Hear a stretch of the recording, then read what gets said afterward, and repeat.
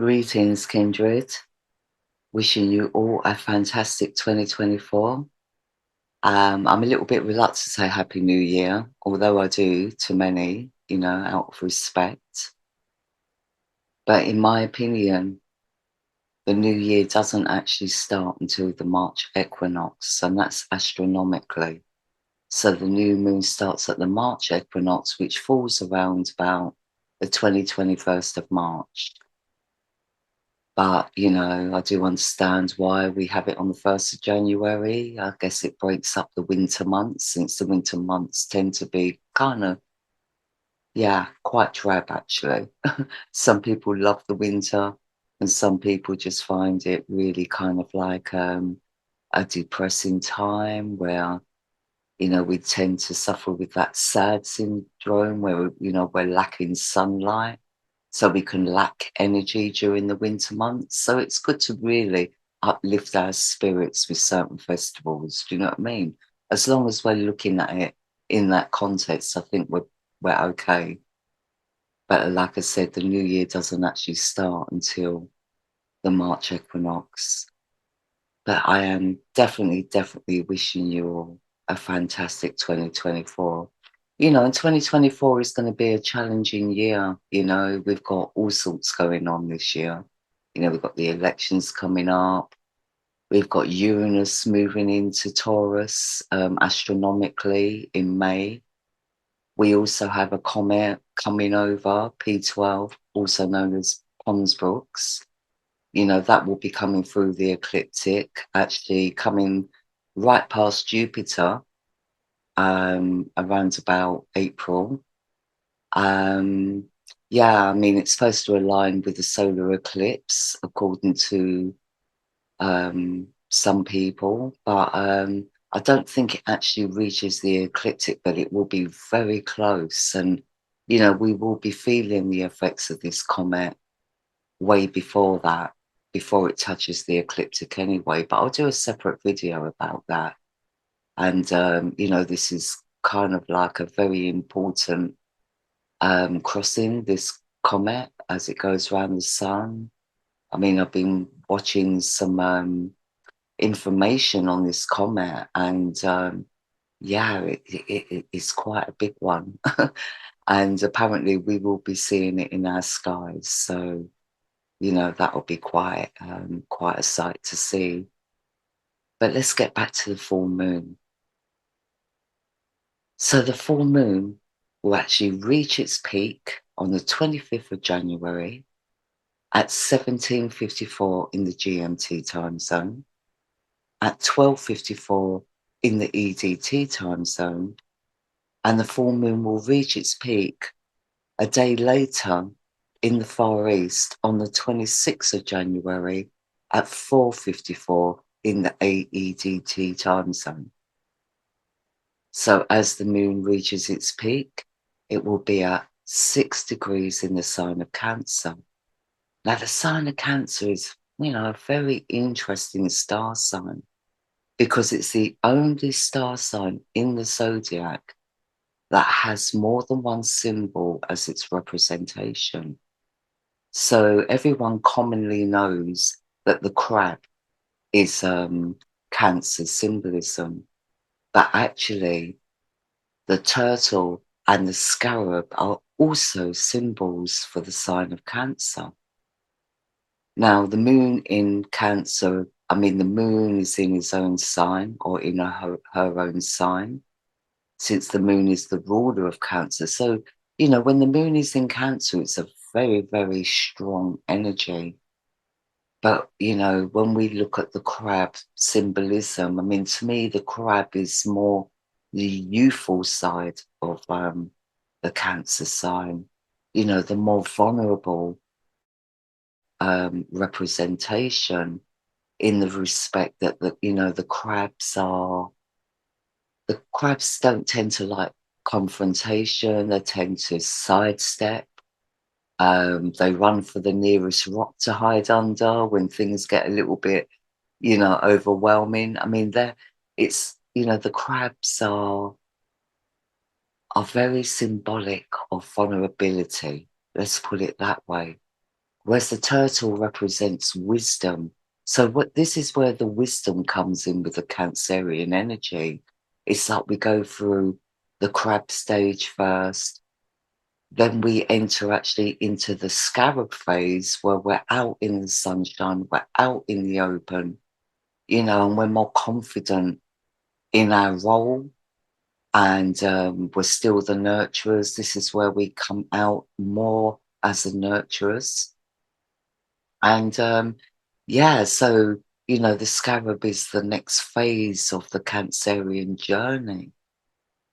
And then we step into the turtle representation, the symbol of the turtle, which is the ultimate wisdom. Turtles live for hundreds of years. So this growth, it is a threefold growth, the Cancerian energy. And yeah, so, we start from being vulnerable, then we come out into the open and we become more productive and creative because the scarab is a very creative energy.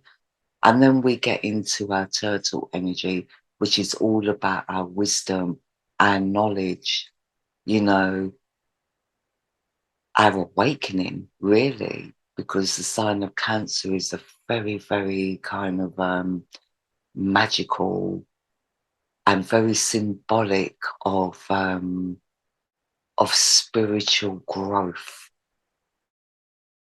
And I will get into another video about that another time because it's also connected to Aries, and Cancer is also connected to the sign of Libra. But like I said, I'll get into that another time. So, in opposition to our moon is the sun, which is always in opposition at a full moon. But our sun is also in conjunction with Pluto. Actually, our sun has gone over Pluto, probably, yeah, I would say around about the 18th. The sun was in exact conjunction to Pluto, but still in conjunction, even though the sun has gone over Pluto. So I would say that while we may all be feeling a lack of energy at the moment, there's definitely, when the sun's in conjunction with Pluto, it's normally about a regeneration of the self, transformation of the self, and in opposition to the moon in Cancer, it can be, facing up to our vulnerabilities or feeling very vulnerable.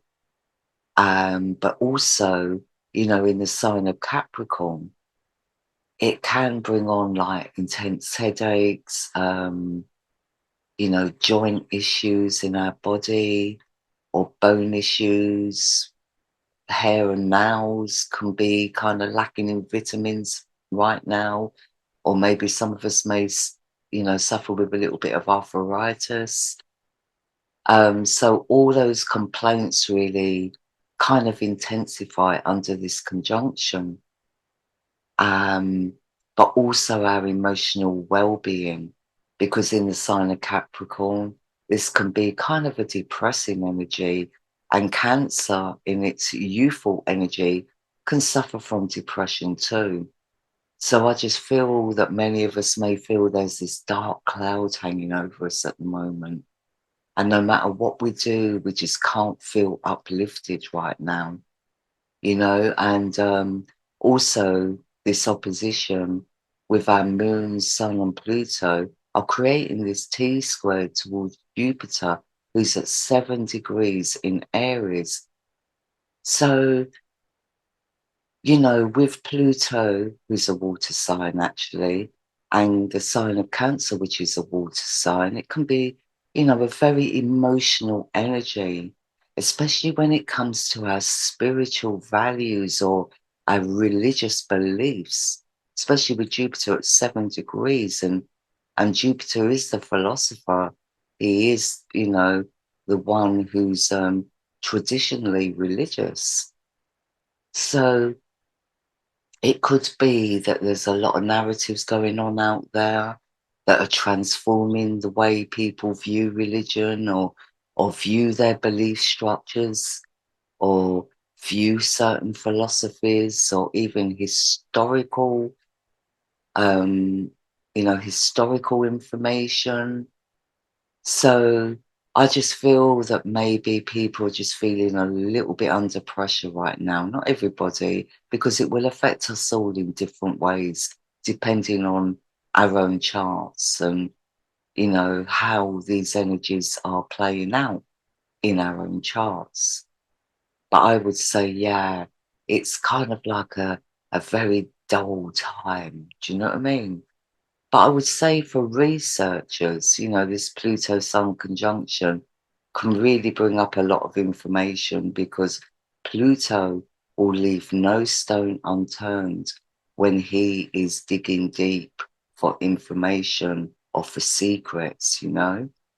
And Cancer is also a very kind of secretive sign, like a one where in his immaturity, in his crab symbolism, will hide under a rock.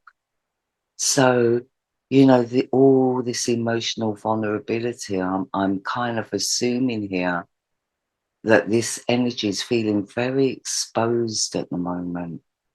Do you know what I mean? Especially when it comes to religious, spiritual belief structures. And, also these energies can create, a lot of self-absorbing energy as well, where we become over self-indulgent, where it's all about me, and what I believe in and what I'm feeling and what, I'm learning. And, Cancer can be quite smothering. Her energy can be quite smothering and possessive. And so can Pluto's be quite dominating and possessive. So, there is this sense of domination as well, being forced, into maybe belief structures, a way of thinking, or spiritual values that don't actually feel quite comfortable or don't feel comfortable right now.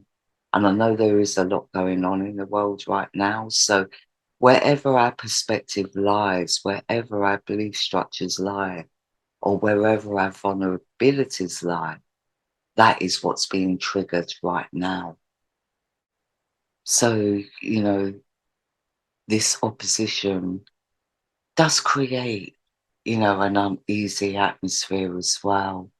And in the sign of Capricorn, the sun in the sign of Capricorn can bring about a sense of coldness or austerity. Do you know what I mean? So maybe some of us are feeling the pinch, this winter with, the bills going up and Christmas has just been left behind where a lot of people have spent a lot of money. January is classed as the worst month of the year when it comes to like financial stability. So, I think all those kind of things come into the equation as well when we're looking at this chart. So this T square is actually creating, a lot of pressure on us in trying to find some sense of security, in trying to find some sense of upliftment in our lives. And like I said, it's like we could be pampering ourselves, doing our meditations, doing our yoga, but for some reason, it's just not having the same effect it normally has on us.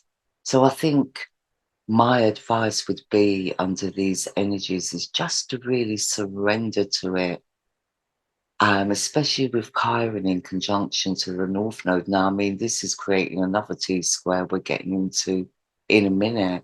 But just talking about this, I just feel that there's a shift in the healing vibration as well. We're feeling very exposed right now. Some of us feeling very exposed right now, and it's triggering off old wounds.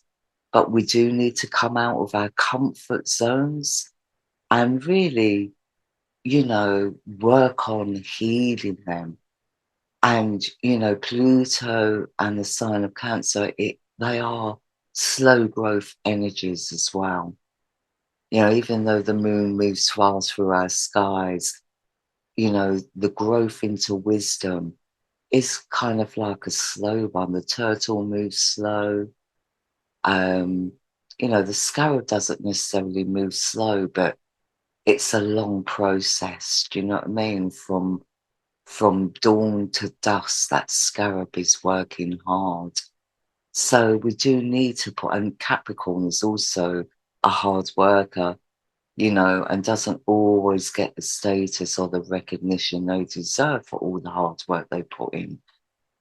So it is a slow progress. And with Jupiter in the sign of Aries, I mean, Jupiter wants things pretty quickly. I mean, Jupiter's a fire sign, Aries is a fire sign.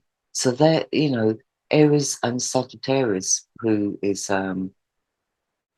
which Jupiter rules Sagittarius, I would say that, we want it all now. We want the solutions now. We want that sense of feel good now. But, we've got to take our time and we've got to go through the processes first, the healing processes, getting comfortable with our exposure or our sense of exposure, getting comfortable with our sense of self without becoming the victim or getting into that victim mentality. So, I think it's time just to surrender to the universe, put our faith and trust in ourselves and in time. Do you know what I mean? Like Saturn is the timekeeper. I mean, Saturn is the ruler of Capricorn, and Saturn is at 7 degrees as well in Aquarius. So Saturn is at 7 degrees, which is a spiritual number. Here in the UK, it's also in the seventh house. But in Aquarius, the humanitarian, we really need to align ourselves with more humanitarian values rather than, self-centeredness, I should say. Although it's good to be self-centered at times, because sometimes we do need to focus on the self. I feel what we need to understand here is that we're not alone. We're not isolated. It's just the way we're feeling right now. So I just hope that helps many of us out there that are in that energy at the moment of just feeling like nothing ever works out, or it's just too much pressure and it's always one scenario after another. The energies just feel very bleak and dark right now to many, whether we're in physical pain or emotional pain. And or whether we just feel vulnerable right now. So, it's not to say stop doing your meditation, stop doing, your spiritual, physical exercise. It's like continue with that, but just understand that the energies that we're surrounded by at the moment are very conflicting. It's very pressured and it kind of like feels a little bit dark out there. So we also have another T square with Neptune in opposition to Juno, and they're both in square to Vesta. Actually, is this a grand cross? This is actually a grand cross. Wow, I didn't notice that before. So, with Neptune really in opposition to Juno, we really are not seeing things in a realistic sense. I mean, this opposition can create a lot of delusion, especially when it comes to our commitments, whether that be in a relationship or in our work, whatever we're committed to in life, we can have this sort of sense of delusion about it. Maybe we're ignoring signs. Do you know what I mean? maybe we're holding on to too tightly to something that's really not in alignment with our spiritual values. And we're finding it hard to really face up to that. So again, the Cancerian moon does tend to avoid things that they don't want to face up to. Do you know what I mean? And I feel this is very much supported by the Neptunian energy, which is in opposition to Juno in Leo. And Leo is a fixed sign. And we also have the Black Moon Lilith in Leo as well, who really doesn't like change. But at 23 degrees, there is a lot of shifting, a lot of changes going on there.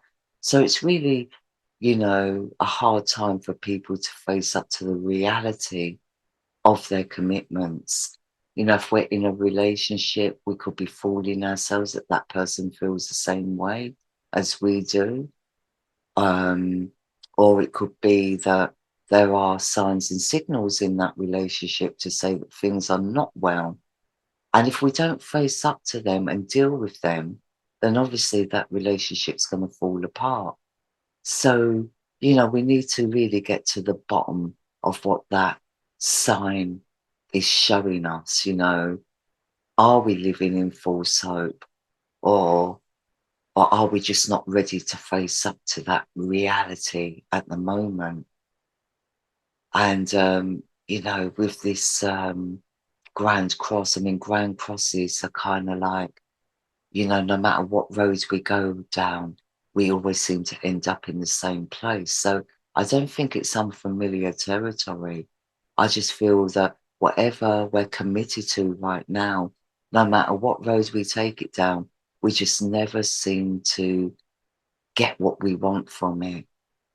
It never seems to end up well, or we always seem to end up in the same place. And, we have the goddess Ceres here on one end of this Grand Cross in the sign of Ophiuchus in opposition to the goddess Vesta in Taurus. So really, it's a kind of financial material versus the spiritual, medical even. So this could be about medicine. It could be about synthetics versus the organics, because Taurus is a sign that doesn't actually represent a person to me in astrology. Taurus to me represents the golden age, whereas Ophiuchus represents everything that's natural and organic. Ophiuchus repels synthetics. Do you know what I mean? So Ophiuchus really doesn't put value on monetary systems. Ophiuchus puts value on self-supporting systems, like growing our own foods organically, living a more simple life, not one that's paved with gold, although Ophiuchus is the golden energy. Ophiuchus sits at the golden gate of the gods, whereas Taurus is really the silver gate of man. So these are all about man-made customs, man-made beliefs, man-made traditions, man-made systems. But in the golden age, Taurus really shone bright. So, silver does reflect all colours. Do you know what I mean? Whereas gold only reflects gold. So, if you look at silver, the way it shines, it's like a mirror. So it's really all about mirror imaging. So again, it may not be reality. So, the gold is very prominent. Although silver is very valuable, don't get me wrong, it's a very valuable element, but it can be very deceptive as well. Whereas gold, it is what it is, So with this opposition, I would say that, it's definitely the material versus the spiritual. I'm seeing a lot of spiritual connotones with this, a lot of like, transformation of belief structures for good or ill. That's why it's so important that we do get into our self power, that we do rise above from the crab energy into the scarab energy or even into the turtle energy, depending on where you are at on your life's path. So, yeah, very intense full moon, but very productive as well. As long as we can overcome the darkness that's created by these energies.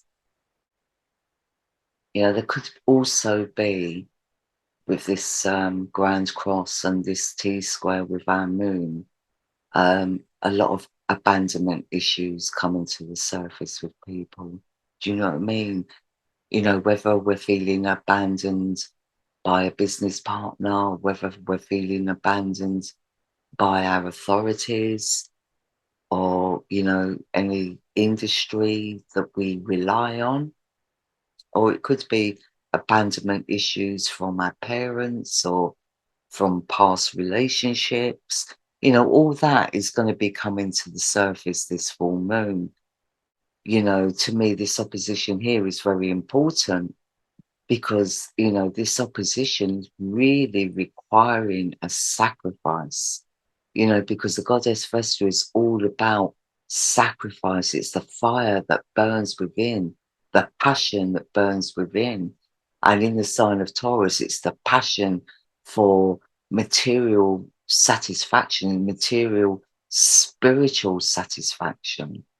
I mean, Taurus only believes in what he sees, to be honest, So maybe he is getting to grips with like his own spiritual values, because that's not to say he's not spiritual in himself, or Taurians out there are not spiritual, because a lot of them have done a lot of growth. Do you know what I mean? Like I said, Taurus is the mirror. The silver is the mirror. And obviously, silver also represents the moon, the color silver. So I just feel like, sometimes we need to give up something to gain something. Now, with Ceres in Ophiuchus, it's really telling us that we need to start concentrating on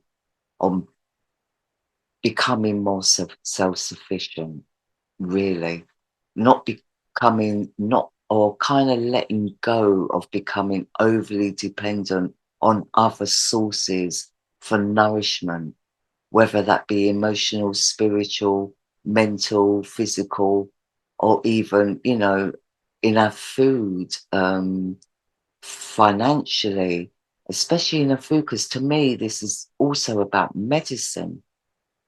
So becoming self-sufficient, getting into herbal remedies, getting into a better diet, that's based on more organic products, or, you know, cooking from scratch and not buying packaged foods and stuff like that. Do you know what I mean? This is what I'm seeing here.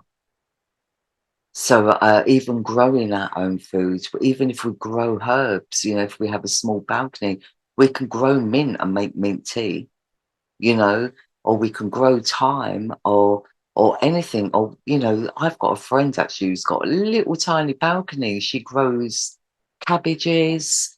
She doesn't grow much there, but from year to year, she'll might grow some cabbages and a few carrots and honestly, it's amazing what she grows on that little tiny porch. So, you can also get a community together where you can kind of make a plan, what's available out there. And, anything along those lines. But this is really about self-sufficiency. And I think the more we become self-sufficient is the more confident in ourselves we will become. Because this chart is screaming out to me, this full moon, a lack of self-confidence, a lack of direction, a lack of self-identity, feeling the burden of like all different things, you know, that are going on in our world today, affecting us in different ways for different reasons. Do you know what I mean? So I really do feel the more we become self-sufficient is the more we become self-confident.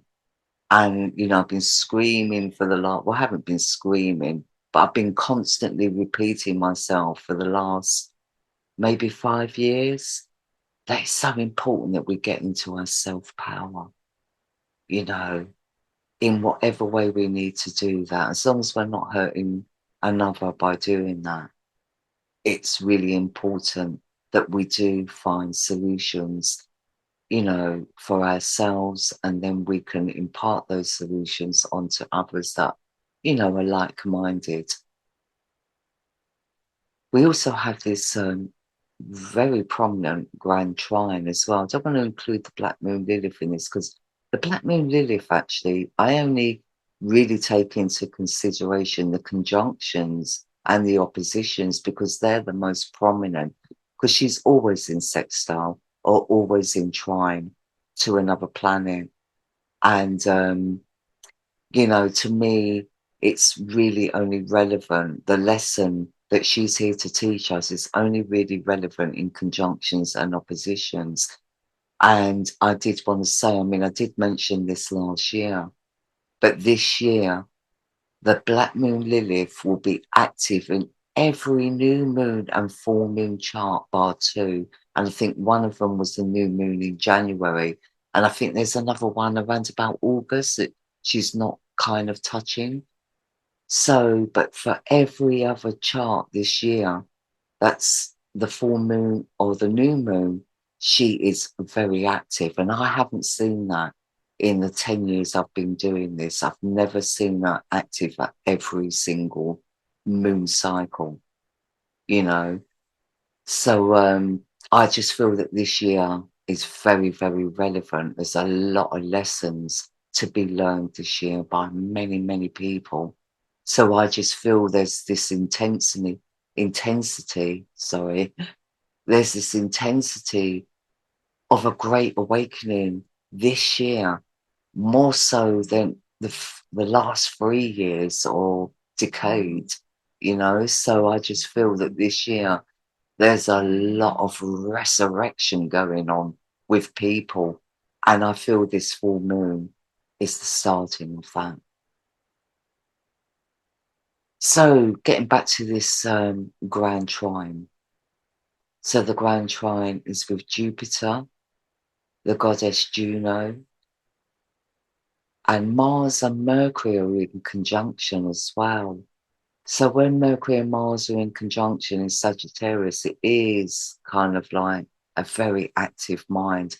So I think many have been suffering with headaches, or just their heads are just like overloaded with activity. So we do need time out to relax the mind, to calm the mind.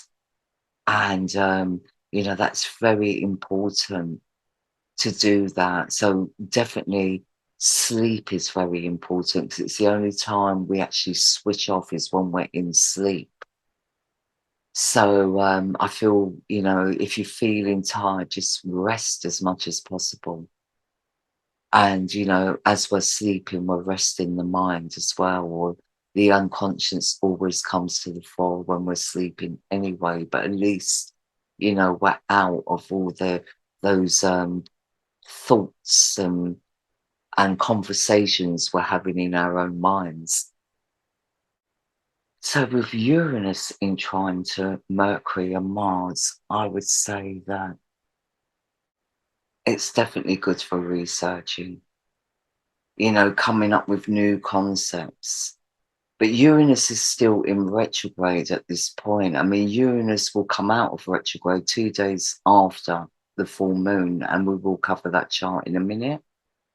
So, you know, maybe a lot of us are seeing the bigger picture. Whether we want to face that or not is another story. But for those of us that are in the more scarab turtle energy of this Cancer moon, I would say that there's a lot of reveal here.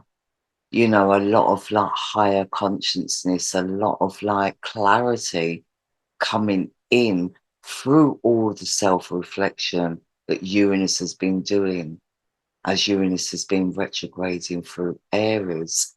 Now, Uranus will enter into the sign of Taurus in May 2024.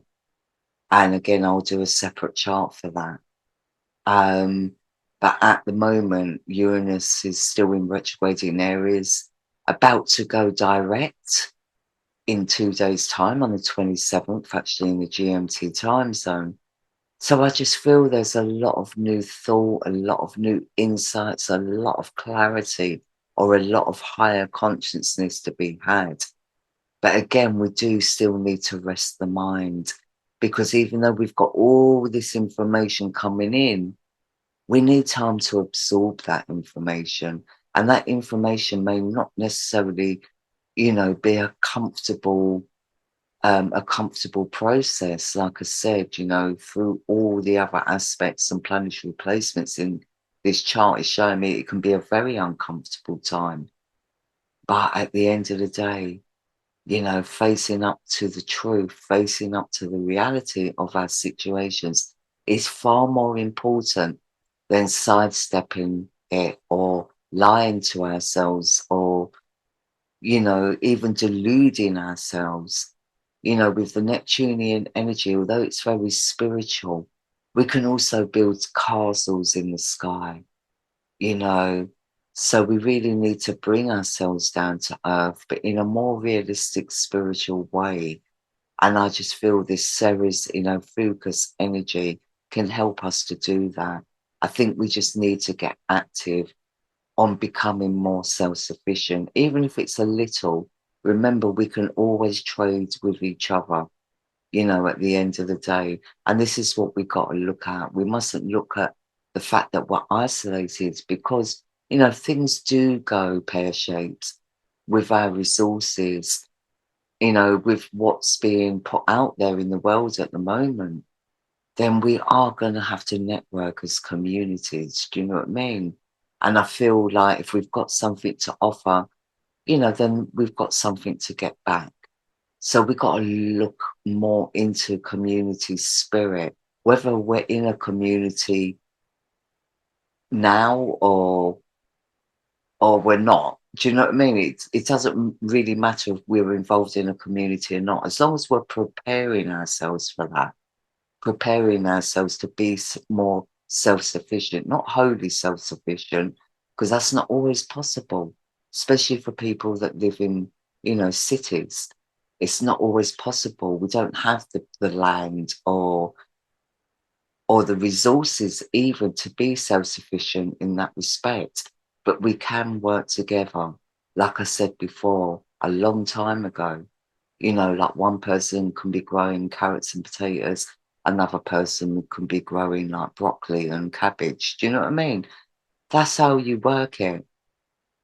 So it's developing this community spirit, not being self-absorbed, overly self-absorbed or overly self-indulgent or in that victim mentality.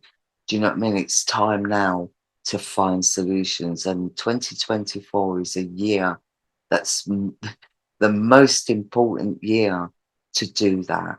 We can't rely on anybody else but ourselves. And when I say anybody else, I'm not talking about our neighbours, although that does come into the equation as well, or other people or family members. We've got to be offering something ourselves. And in whatever way we can do that, we need to get on it or start making plans to get on it. Anyway, I'm going to move over to the Uranus chart. As Uranus goes direct on the 27th, we're going to look at that chart. So Uranus will go direct on the 27th of January at 7:29 here in the GMT time zone. So 7:29 GMT, you can convert that to your time zone. I remember this is GMT London. So as Uranus goes direct, he will be at 20 degrees in Aries.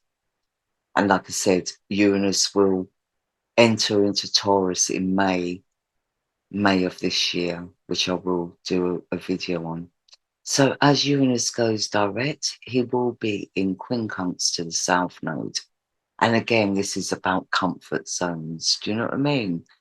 And Uranus is definitely about higher consciousness. It's about humanitarianism, the truth, seeing the truth of situations. And in Aries, also like, the rebel, really. And Uranus has been transiting through Aries, wow, for several years now. I think it was 2018, 2019, something around that time span that Uranus first entered into Aries. And, we always knew that this time would be very erratic and unpredictable because Uranus is very erratic. And the sign of Aries is also very fast paced. So Uranus in Aries, like I've said it several times, when Uranus is in retrograde in Aries, it's like we're being pulled through a hedge backwards. But in direct mode, it's like, wow, we're just speeding. It's like we're on this fast train. We're trying to look out the window to look at the sights, but the train is moving so fast that we can't really, everything's just a blur, So it won't be until Uranus moves into the sign of Taurus that we'll start to slow down and maybe get to see the scenic views. Do you know what I mean? And see things in a more kind of clear way. Because I feel as Uranus has been transiting through Aries, it's just been so erratic and confusing. It's like you don't even want to look out the window. You just want to, really sit with yourself, because it can be a little bit, get a little bit dizzy out there. So Uranus will be in this grand trine. Mars will be in an exact conjunction with Mercury at this point. So we really need to be careful of a mind overload, of an overly active mind. Do you know what I mean? Or being overly outspoken. Because sometimes, especially in Sagittarius, with Mercury and Mars in Sagittarius, there can be words said that are really not tactful. Sometimes we can just blurt things out, and that can be very uncomfortable for people, whether it's the truth or not. I mean, some people do need to shake up, but then some people don't. Some people are very vulnerable and need time first to do some healing. So I feel like this could be this T square with the nodes and Chiron towards Mars and Mercury can be very kind of like harsh. So, we just need to be careful of how we're speaking to people.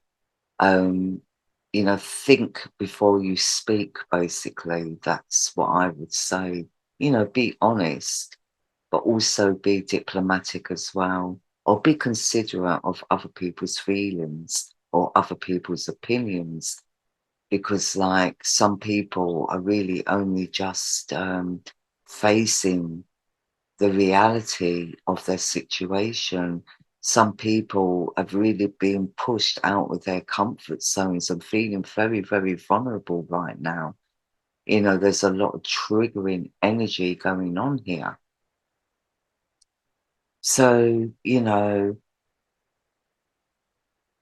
it's just like there's a lot of nervous energy going on in this chart with Uranus.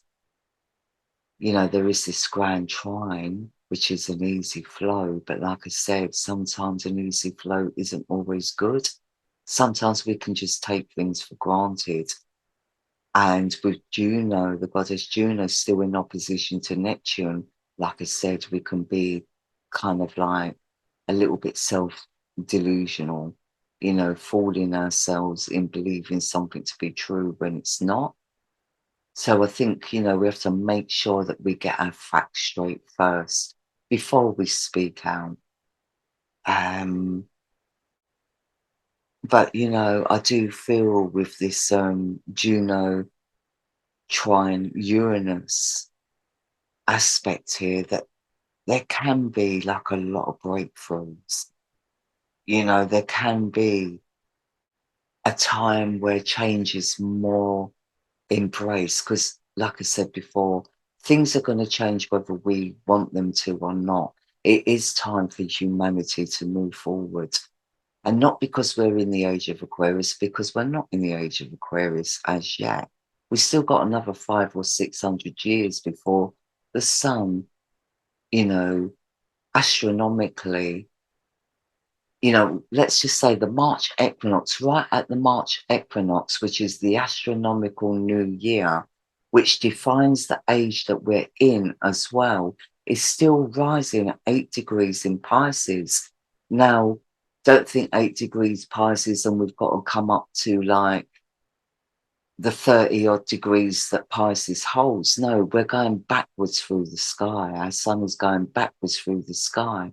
So every 71.6 years, the sun moves back a degree. So when the sun starts rising in the age of Aquarius at the March equinox, we've still got a few hundred years of that to go before we step into that energy. We're nowhere near that yet. There's still a lot of work to be done. Our sun is still rising in Pisces, which is all about duality. It's all about spiritual growth. It's still all about healing and incorporating all that Piscean knowledge. So, but we are in the aura of Aquarius. I've said this before. We're in the 8th layer of the aura, which is the transmitting energy. So there's 7 layers to an aura, or basic, the aura's basic layers. There's 7 rays to an aura. And we are in the 8th layer, which is the transmitter. This is the beacon. We all hold these 7 layers in our auras. And the 8th is the transmitter. So it's like, where we do our manifestation, it kind of, we put things out through the 8th layer and we draw things in through the 8th layer. So it's the crystalline energy, it's the transmitting energy.